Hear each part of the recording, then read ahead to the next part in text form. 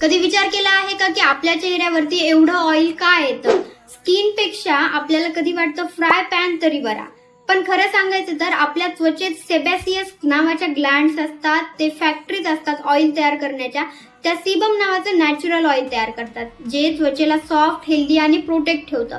पण जेव्हा या ग्लँड थोड्या ओव्हर ऍक्टिव्ह होतात तेव्हा ऑइल जास्त प्रमाणात तयार करतात आणि आपली स्किन दिसते एकदम चमकदार, म्हणजे एकदम ऑइली. आता जाणून घेणार आहोत या मागचं कारण.